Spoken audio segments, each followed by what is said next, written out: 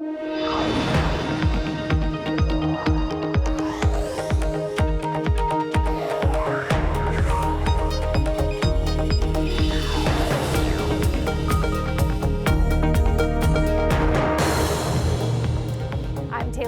San Francisco and for Emily Chang, and this is Bloomberg Technology. Coming up in the next hour, Goldman to the rescue. WeWork gets almost $2 billion in financing from a fundraising push led by Goldman Sachs. We'll have the latest on the credit lifeline. Plus, proposed tariffs pushed Apple to the forefront of the U.S.-China trade standoff in 2019. But it was CEO Tim Cook's relationship with President Trump which may have helped the company avoid a steep levy. We'll get thoughts from Gene Munster of Loop Ventures. And hospitality disruptor, short-term rentals that combine the elements of hotels and apartments. We'll hear from the CEO of Sonder. But first, our top story. Stocks carved out fresh set of record highs Tuesday on the broad averages. But something interesting happened during the day. The S&P 500 tech index closed down slightly. Is this a sign of trouble to come? Joining us to talk about what this could mean, it is Bloomberg's Abigail Doolittle. Abigail, I want to come and take a look at a chart here that I'm showing inside my terminal, which highlights some of this profit taking. I'm wondering if that's what happened today, given these overbought levels on the tech sector. I think you are dead on with that, Taylor. That's exactly what that represents there. A little bit of profit taking, especially Microsoft, a bit of a drag there, and that stock up so much this year. And that really is what makes today so interesting. The nuances that you were talking about, the major averages, each finishing at a record high. The SOX, or the chip index, also finishing at a record high, but that tech index finishing slightly down. The reason that stands out, it's been leading all year, up more than 40% on the year, on pace for its best year since 2009. And when you start to see a mini divergence like that, it's the first non-record close in 4 sessions. You want to pay attention, especially with that chart showing the RSI in overbought territory, but a lower high from the last time it was overbought. Plus, the tech sector right now, Taylor, more than 10% above its 200-day moving average. The last 2 times that's happened, it has consolidated down. So all of this tells you that there could be a little bit of a push to the downside in the weeks or months ahead on exactly what you're talking about, profit taking. It's been a monster year for stocks. It has been a monster year. And another sector, of course, that we continue to follow is the SOX index. I want to come and take a look here at a chart that we're showing inside my terminal. A lot of this is on NAND pricing, as we've talked about, and DRAM prices as well. Mizuho, they're out with a note saying that we could see a bottoming out in some of these DRAM prices. What are we hearing? You know, Taylor, this is a little bit puzzling to me because you're right about that. Mizuho out with positive commentary on memory pricing. That's true, too, for RBC. Last week, calling the quote-unquote official bottoming for memory pricing. In that chart we were just looking at, NAND was on bottom. It was showing a lower low. That does not really make a bottom. On the other hand, you had the SOX going sky high. So if a big piece of that move up for chips is the idea that memory pricing is going to recover, that chart right now doesn't support it. It's very difficult to call a top, very difficult to call a bottom. To call it, you really want to see the last high taken out, suggesting that there really is a true bottoming process. That's certainly not showing in that NAND chart, at least yet.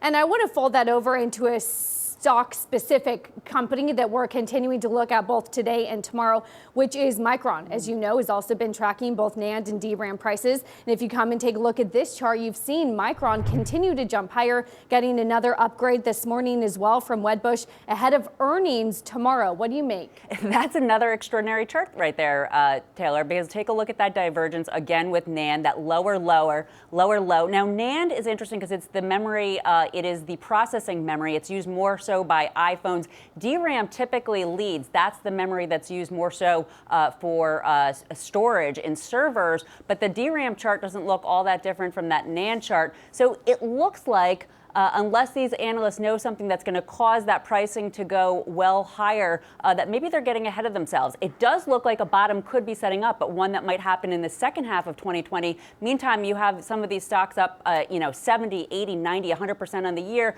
It could leave them high and dry, at least in the beginning of the year, until you see true signs of that bottom. Plus, you have to remember, the street's doing what they're very good at. They're really setting themselves up for their clients next year, making these big calls. Stocks are following, but early next year for the chips could be a little bit painful, perhaps. Abigail, I want to bring this full circle and look at some of the software stocks that we talk about so often. One of those is Microsoft. Wedbush also taking a look at Microsoft this morning, saying that they could be poised to win some of the cloud wars, particularly when they face Amazon. How is Microsoft going to take on Amazon when it comes to the public cloud market? You know, that's a great question, Taylor, and that will be something, it'll be interesting to watch their strategy evolve with time to see if they are in fact able to do that. But Wedbush is very positive on that possibility, saying that while Amazon has been winning it, that they think that they're going to have that growth potential there. Something that I'd like to point out, though, with Microsoft down just slightly on the day, that goes to your first point, profit taking. Microsoft up more than 50% on the year, even though top and bottom line growth just in the low teens. So, you know, investors starting to weigh that a little bit. That's weighing on that tech sector. It's going to be interesting to see whether more chips come off the table. But it does sound as though over the long term, that cloud business will, you know, continue to help propel them perhaps higher after maybe some consolidation, Taylor. Thank you to Bloomberg's Abigail Doolittle. Now to another top story that we continue to follow, WeWork. They have obtained $1.75 billion in new financing in a fundraising push led by Goldman Sachs. Bloomberg has learned that the deal could free up roughly $800 million in cash for the struggling office sharing company. And it's the first hurdle cleared by SoftBank in its pledge to put together $5 billion in debt financing for WeWork as part of a bailout package. To discuss, we're joined by Bloomberg's Jillian Tan. Jillian, what do we know about the $1.75 billion in the midst of a broader $5 billion package? Yeah, so Goldman has underwritten this letter of credit. Our understanding is that they're in the market trying to syndicate out this $1.75 billion line of credit to other banks, maybe retain a portion of it, obviously. And this credit facility itself frees up WeWork to spend on growth, to reinvest in the business, to really focus on its core office sharing business in its key markets that it's identified, and to eventually hit its goal of becoming profitable. Jillian, do we know anything about the $3.25 billion as part of that broader restructuring? We do. We know it's going to be $1.1 billion, I think, of senior secured and $2.2 billion of unsecured bonds or high yield notes. I guess we'll see. They haven't come to market yet. It's unclear which banks will be involved in that portion of the debt financing. But again, I think bondholders have obviously really appreciated seeing Goldman step up for this. The bonds are up, I think, 10 cents to over 81 cents in the past month alone, and probably will keep climbing as it becomes clearer that this $5 billion package will be put together. Well, and I like that you also mentioned freeing up about $800 million in cash. So much of the analyst reaction comes on the use of cash. You talk about investing in growth. Is that where they want to see this $800 million in cash being spent? So I guess it continues to be about growth, but it's about profitable growth versus growth at all costs, which was the company's mantra previously when Adam Newman was sort of in the hot seat. Right now, the company's focused on its key markets, I said earlier. Markets like London, New York City, San Francisco. I think they've identified 12 markets where they'll continue to take leases. Already they've committed to a bunch of leases. They need this cash to construct, to build out these spaces that they've promised to clients, and to obviously continue growth in markets that they believe can eventually be profitable for them. Jillian, you smartly brought up the bond price reaction. If we say the smart money is in bonds, investors certainly are relieved. I want to come and take a look at a chart here that we're showing in the terminal, which is the 82 cents on the dollar, a rebound off of the 70 cents on the dollar that we had before news of this deal really was struck. How long, though, do I wonder, can the company last now before they tap either the debt markets again or go back and try to get a new loan? So that's the $3.25 billion that we just sort of touched on. It's unclear if these bonds will be taken out or whether they'll just sort of left be hanging out there. So I think folks expect the company to come back to market probably early in 2020, which is around the corner now. Bloomberg's Jillian Tan, thank you for joining us. Now, Facebook says it's hiring contractors through one of its partners for its new fact-checking program. Contractors' findings will be shared with the third-party fact-checkers as additional context as they do their own official review. The company says they are partnering with YouGov to make sure that the pool of community reviewers represents the diversity of people on Facebook. And coming up, big tech is on a quest for dominance in consumer banking. We'll discuss how it's all shaking up fintech with one of the latest unicorns in the space, Brax. And if you like Bloomberg News, check us out on the radio. You can listen on the Bloomberg app, Bloomberg.com, and in the U.S. on Sirius XM. This is Bloomberg.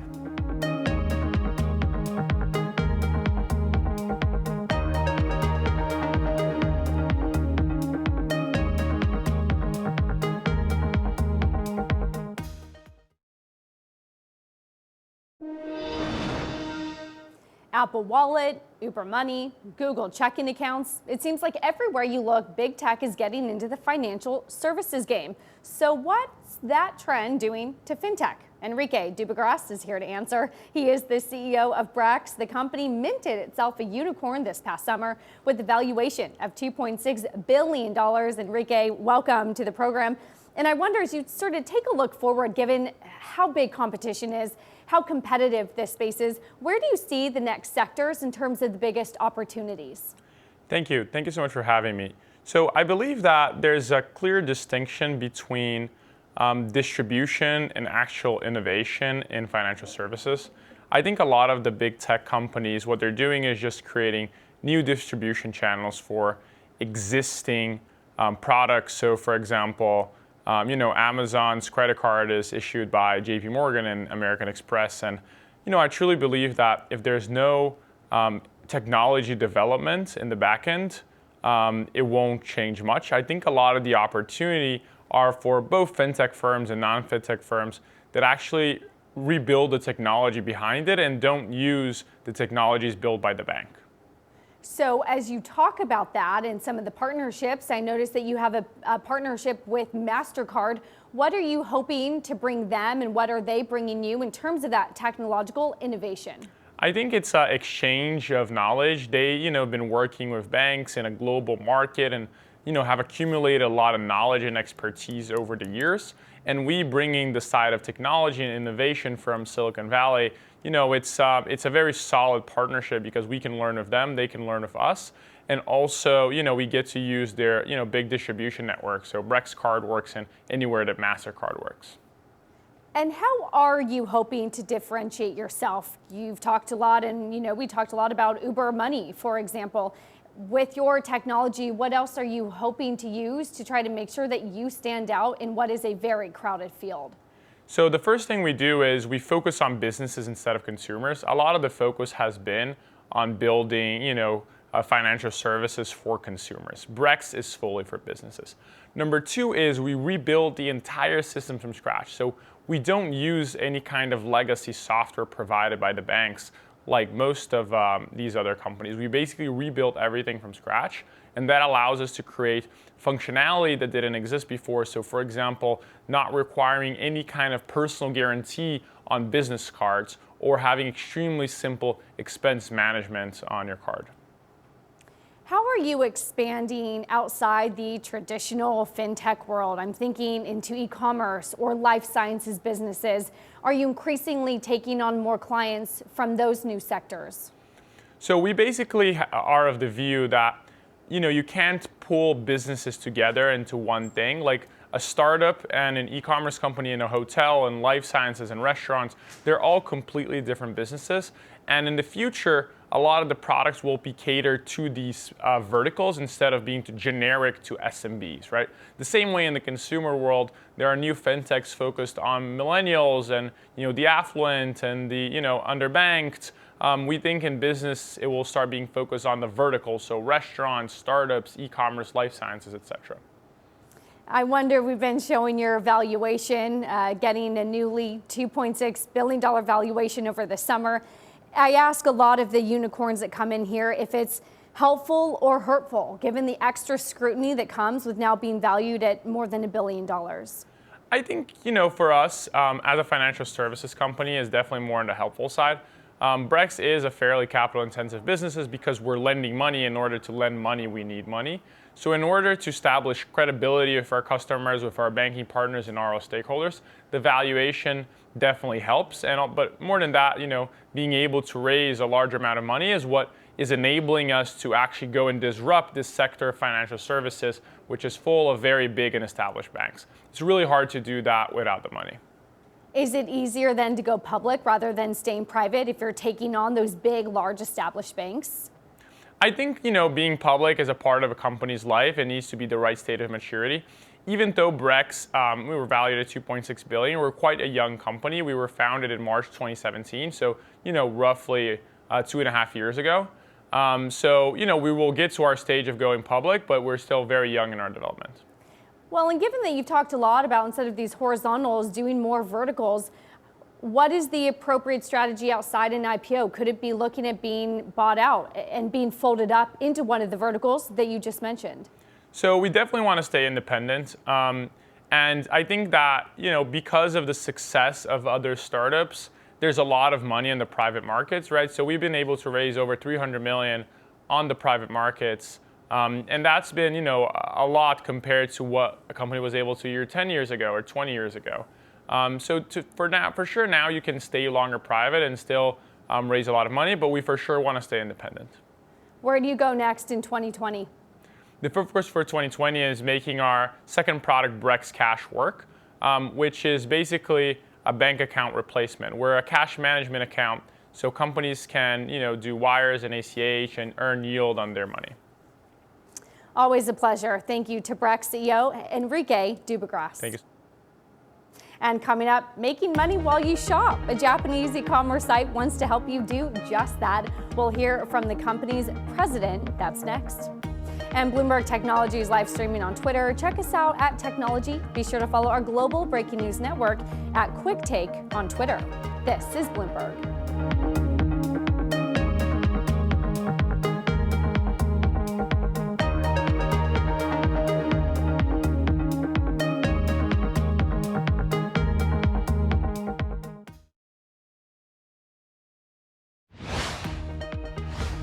Let's take a look at today's top tech calls, starting with Microsoft. Price target was raised to a street high view of $185 at Wedbush, which sees massive growth potential in the company's cloud computing business. Analyst Dan Ives wrote that while Amazon clearly won the first phase of cloud spending, the next phase will be dominated by Microsoft as it significantly narrows the gap over the coming years.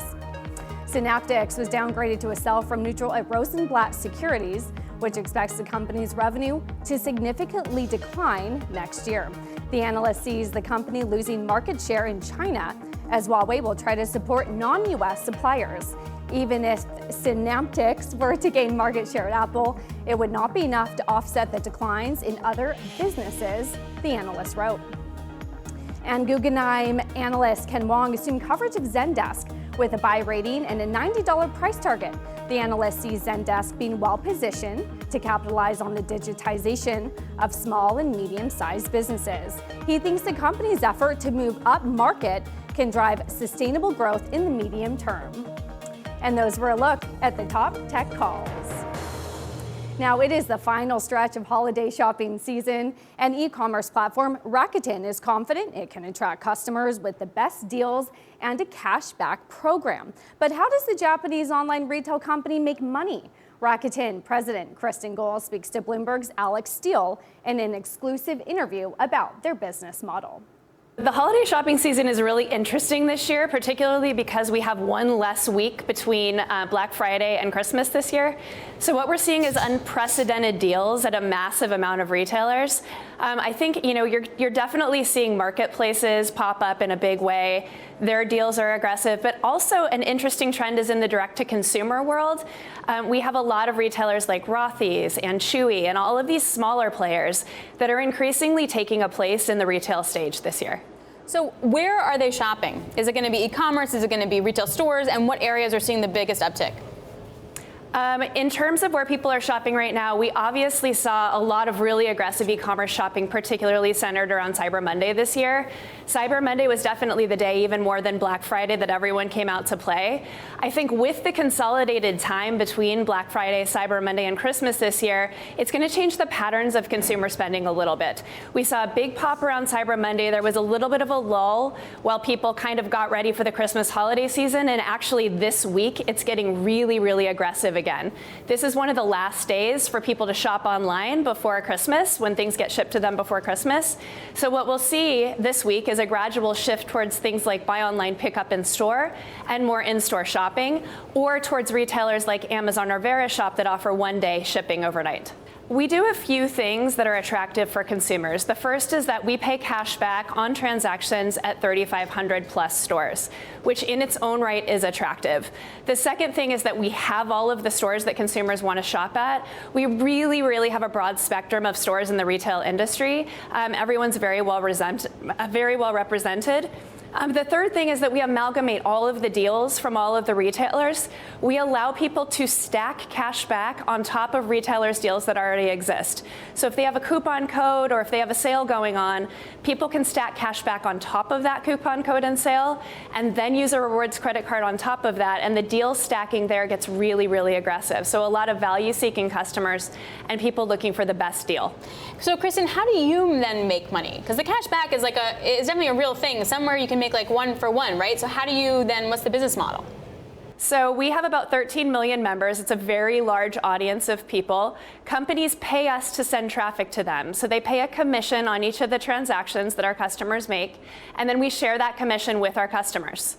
So it's a pretty easy, pretty simple business model where everyone wins. They get the traffic, and then our members win in terms of getting the cash back. So if you have some retailers, though, that get better at their omni-channel e-commerce section like Walmart has and like Target has, does that sort of step over you? They don't need you as much anymore? What do you notice? Not necessarily, because there is a subsegment of customers for whom this is a very attractive value proposition, and they shop this way regardless of who is or who isn't on our platform. They will shop with the people on our platform because they are very loyal to us. So even if people get better at omni-channel, number one, we're playing increasingly in the in-store cashback space. So we offer not only online, but also in-store cashback. But also there are groups and audiences that these retailers can't reach without us. That was Rakuten President Kristen Gohl. And coming up, help wanted. Must work well with robots. The finance industry is looking for a few good souls who can get along with metal colleagues. We'll explore AI in banking next. This is Bloomberg.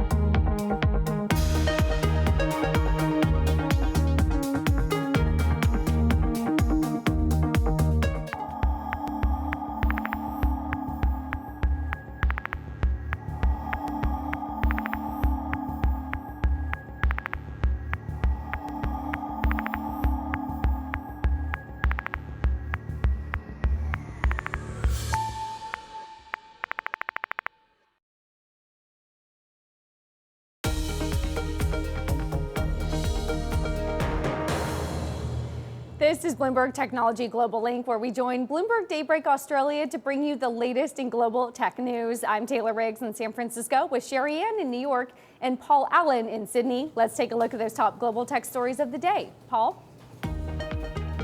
Thanks, Taylor. Another Google employee says she was fired for legally advocating for labor rights within the company. Catherine Spires says she was terminated on Friday. She had developed a notification that told colleagues they had the right to participate in labor organising if they visited an anti-union website. She says Google told her she violated security policies. The US government is weighing new limits on sales of chips and other vital components to China's Huawei, sparking another furious round of lobbying by technology companies. Industry associations representing US chip makers, software companies and manufacturers have written to Secretary of Commerce Wilbur Ross in recent weeks, arguing against the changes. They urge President Donald Trump's administration to at least hear them out before introducing tougher rules to close what US officials consider loopholes, letting American companies keep working with Huawei. Indonesian mega app Gojek is preparing to buy 5% of top local taxi operator Bluebird. That's according to people close to the deal. We've been told Gojek would pay about $30 million at a price more than 20% above Bluebird's Monday close in Jakarta. The deal would consolidate the company's local teamwork as they face mounting competition from Singapore-based Grab Holdings. And those are the top global tech stories we're watching. Sherry. Paul, thank you. Robots have replaced thousands of routine jobs on Wall Street. Now they're coming for higher-ups. That's a contention of Marcos Lopez de Prado, a Cornell University professor and the former head of machine learning at AQR Capital. Lopez de Prado testified in Washington earlier this month about the impact of artificial intelligence on capital markets and jobs. He joins us now here in New York. Always great to see you. Thank you so much for coming in. So we have seen the changes because of machine learning in finance, but how much faster could these changes occur, and what's driving this wave of change? Well, what is driving is data. Today we have data sets that were not available 2-3 years ago, and the only way to model these data sets is utilizing these complex techniques. So, for example, when you say data, how is this different from, say, 10 years ago to just a few years ago, and how fast has the change been? Yeah, so a few years ago, we didn't have data from satellite images, credit card transactions, engineering data, data that comes from exploration and production, or even data that comes from narratives, reading stories, extracting sentiment from news articles. So these data sets didn't exist before, and today they exist, and they are able to, we can extract information that is valuable for making investment decisions. Marcus, I wonder if this is a zero-sum game. If the robots and the machine learning wins, then the high-paying finance jobs lose, or if there is a way to retrain some of these employees. There is definitely a way to retrain these employees. The reality is that as a matter of productivity gains, not all of them will be able to retain their jobs, but in many cases we can retrain these individuals so that these algorithms augment their capabilities. They don't need to be their jobs to be completely automated, but these algorithms can assist to help them make better investment decisions.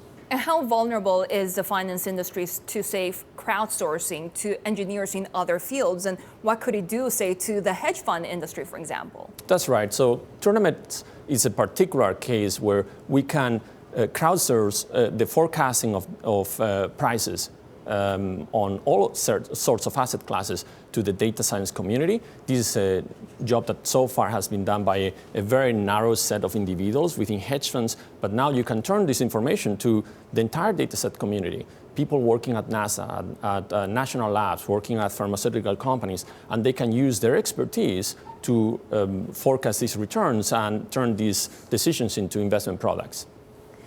Marcus, I found it fascinating in your testimony when you were talking about Renaissance Capital, for example, which has been one of the early adopters of machine learning, average annual returns of 35%.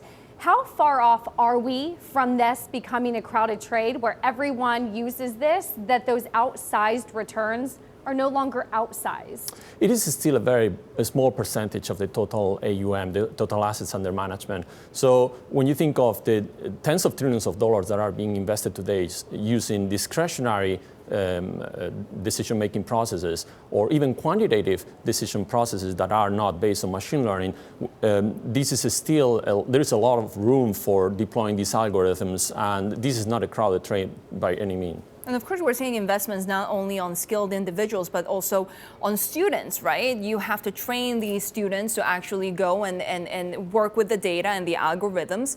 What happens if you continue to see these US-China trade tensions and you educate them here, and then visa procedures become harder, all of these people leave the United States? Yeah, so this is one of the concerns that I think many professors we have, especially at technical disciplines. 90% of our students are here on a visa. And most of these students will graduate, they will not be able to stay in the United States. And as a result, we are essentially training our competitors. How many of your students come from abroad? More than 90%. And they all have to go back? In most cases, if they don't get a job within months of graduation, they will be invited to leave the country. What's your prescription for success here? Do we all just need to become coders? No, I don't think so. When you think of the agricultural industry, there is a lot of automation going on today with self-driving cars, with sensors, with drones. Farmers didn't need to become coders. What they need is to adapt and be able to interact with this technology. And the same will happen with finance. The essence of finance is data. The only reason you are able to make a return in excess of the market is because you hold asymmetric information. In order to extract information from these data sets, you need to use machine learning. When it comes to that congressional hearing that we had recently, of course, lawmakers were very concerned about bias, whether it's racial bias and so forth in these artificial intelligence mechanisms. Is that easy to fix? Not easy to fix, but definitely it is easier to identify bias in an algorithm than in a human. A human will make a few hundred of decisions in a year, and to identify whether a human is biased is very difficult. However, we can conduct millions of randomized control experiments on an algorithm to identify whether there is bias. And when there is bias, we can correct it. And an algorithm that was biased before this correction will not be biased afterwards. So, of course, there is this risk of bias, but I'm much more concerned with bias in human decisions. Fascinating. Thank you to Marcos Lopez de Prado. He's a professor at Cornell University. And plenty more global stories ahead. This is Bloomberg.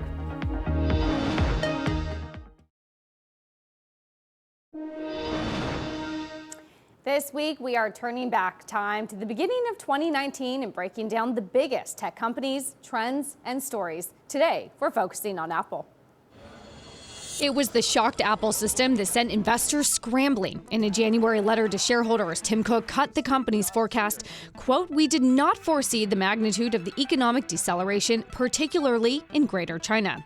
And it's Apple's relationship to China that has been under the microscope all year, amidst a global smartphone slowdown and trade tensions. But Apple might have an edge over its competitors when it comes to President Trump and possible tariffs, despite a slip of the tongue earlier in the year. You've really put a big investment in our country. We appreciate it very much, Tim Apple. One that Apple CEO took in jest. It's a relationship that the president seems to take to heart.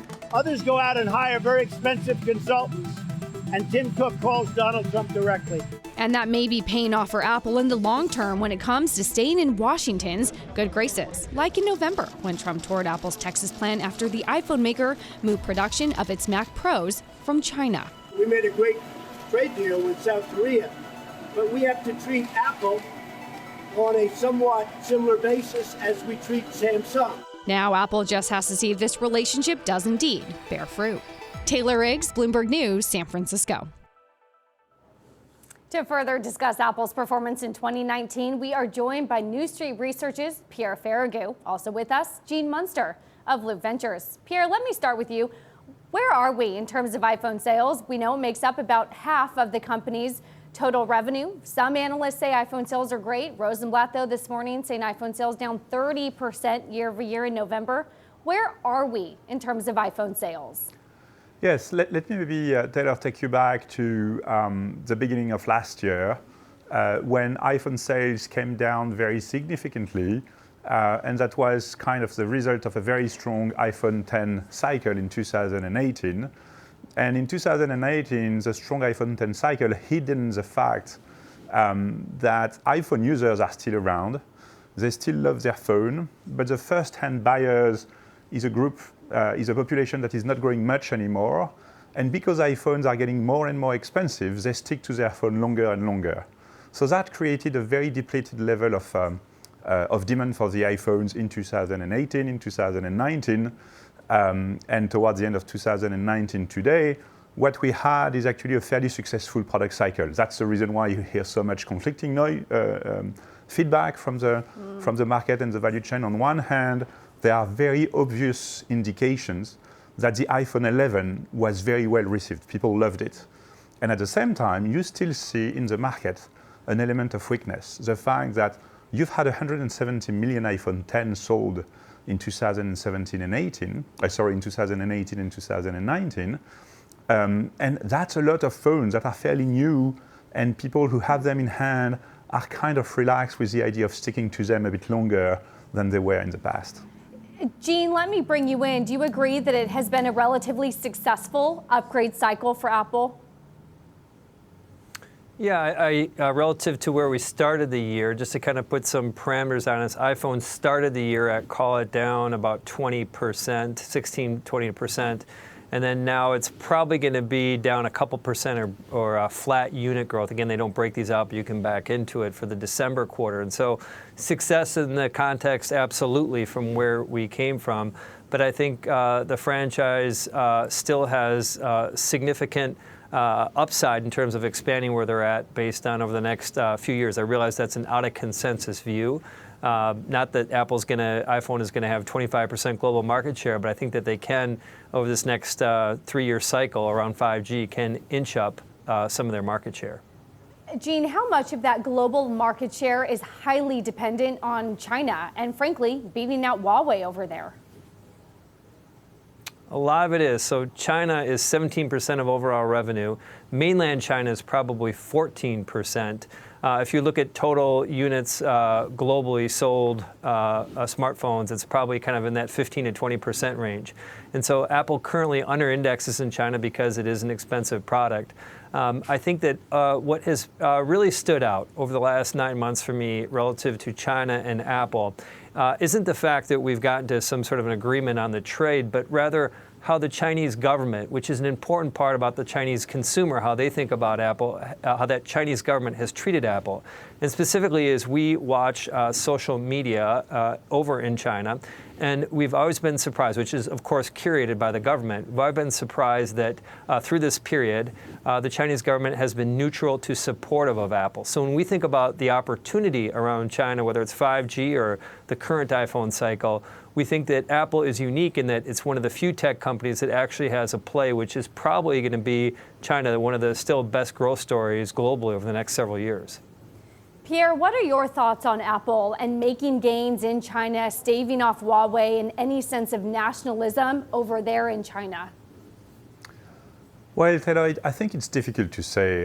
It's difficult to generalize. So we see iPhone revenues significantly down still year on year in China. As Gene mentioned, it's an expensive product that became even more expensive, so it hurts a lot. I haven't come across any data very clearly outlining a nationalistic sentiment hurting demand for the iPhone, but we have a lot of anecdotal evidence of it, so it probably plays a role. But at the end of the day, when this very strong weakness in China popped up for the first time, that was in the first calendar quarter of last year, we did an analysis and we thought about 20% of the weakness was really China related and 80% of the weakness was more related to the cycle in which the iPhone was. So still on the back of the very strong first iPhone 10 with underlying demand eroding because of increasing prices, China behaved relatively normally. So I tend to see China as a market slightly behaving slightly worse than others, with some very specific features. But the main moving parts for me there are still an expensive phone getting even more expensive, narrows a lot its addressable market in China, of course, yes. I want to come and take a look at a chart here that I'm showing inside my terminal. I want to switch from iPhone to the ever more important services revenue. They are becoming more and more dependent on that services revenue for growth. Pierre, what is the biggest risk to Apple as they become more and more dependent on that services revenue? Thanks, Taylor. So, the notion of risk is always very relative. If you think about the sustainability and the stability of the extremely strong business franchise Apple is, you don't really have risks. Now, the risk I see is to expectations. I think that the service business of Apple has done extremely well, has been historically improving profitability because Apple has been able to actually capture more and more money from its internet partners for the access they give them to iPhone users and in particular Google. So it has been very, very generous, very high margin money flowing into Apple over the years. And going forward, yes, Apple still has a much better growth opportunity in services than in hardware because they have for 500 million people buying new iPhones, you have actually 1 billion iPhone users, and the other half of the market is actually second-hand users. And so these people buy services. And that population is still growing. And then there is some more opportunities to monetize the services, and especially by broadening the portfolio. And you saw all what Apple did in the last 12 months, launching a new TV service, et cetera, et cetera. And all that is going to continue to drive revenues, but the service margin is going to come down over time. And I'm worried that when you do a lot of services like that, if you're like a Samsung, if you're another phone manufacturer, it's good for you because it's increasing your stickiness, it's increasing the quality of your ecosystem. But the quality of Apple's ecosystem is already at level 100. You can't improve it. The iPhone users are already very sticky. And the actual profitability of these new services, I'm not very convinced they can do that great. It's actually a very competitive market. So let me pose that same then question to Gene. He talks about some of these new services like Apple TV Plus. Gene, where do you want to see the company really expand as you look to 2020? $100 billion in cash. You might be spending on content for Apple TV Plus. You want other buybacks. You want dividends. Where do you want to see this company really focus on in 2020? In terms of the cash, it's that path that they've talked about to being cash neutral, which would essentially return, call it $100 additional billion. This is on top of their current program. Back to investors, they haven't outlined the time frame on that, but think of this as a measurable lever to the stock going higher. That's one piece. The second piece, which I think is going to be a big part of the story beyond 5G next year, I think is going to be what's happening around wearables. And they don't break out the wearables category, but they give enough data points. We've looked at 24 data points over the last, call it 4 years, that they have given high-level data points, and you can back into it. And what's happening around wearables, which today is 8% of revenue, is staggering. The growth rate in wearables a year ago was low 30%, and in this most recent quarter, it was probably 65%. I mean, this acceleration right now, about 8% of overall Apple or iPhone owners own an Apple Watch. So what does that mean as we think about 2020, whether it's AirPods or Watch, which is the two foundational products in wearables? I think that's going to become a bigger part of the story, and specifically this non-iPhone business, which you put services at 20% more or less, and then another 10% on wearables. That's 30% of the business is really going on all cylinders right now. And I think that's going to be a big part of the story next year is this wearables. We waited. The Watch was a big disappointment out of the gate, and so largely was AirPods. But now we're starting to see consumers be more open to these types of devices. Pierre, we only have about a minute left. Come and take a look at a chart here that I'm showing inside my terminal. I want you to follow on with those comments. To become cash neutral in 2020, where do you want to see the company spend their cash? So I think I'm fairly relaxed about where they spend their cash. As I told you, this company is already a very strong franchise. There is no emergency to spend cash on anything. The one thing I would tell you, Taylor, is that if Apple wants to be a real player in media, they probably need to spend much, much more than what they've spent so far. You look at the amount of money that is engulfed by players like Amazon and Netflix and other streaming players, and the scale of competitors like Disney. It feels like today Apple is just, trying the model to see what they can get out of it. And so one thing they could do next year. Now to the top story on the terminal. The U.S. government is weighing new limits on sales of chips and other vital components to China's Huawei, sparking another furious round of lobbying by technology companies. Industry associations representing U.S. chip makers, software companies, and manufacturers have written to Secretary of Commerce Wilbur Ross in recent weeks, arguing against the changes. They urge President Donald Trump's administration to at least hear them out before introducing tougher rules to close what U.S. officials consider loopholes, letting American companies keep working with Huawei. The UK announced a merger probe into Google's $2.6 billion U.S. takeover of Looker. It's a week after its antitrust watchdogs raised concerns about Amazon's purchase of a minority stake in Deliveroo. Google bought the U.S.-based computer software firm Looker for its cloud unit. British competition regulators set a deadline of February 13 to take a decision in this first phase review. U.S. regulators cleared the deal in November. And finally, from Capitol Hill, a compromise spending bill isn't likely to include an expansion of a tax credit for electric vehicles. Backers of the tax break say President Donald Trump is to blame. Bloomberg has learned that White House officials told lawmakers including the measure could cause the bill to fail. Conservatives view the tax credit as mainly benefiting Tesla and rich Californians.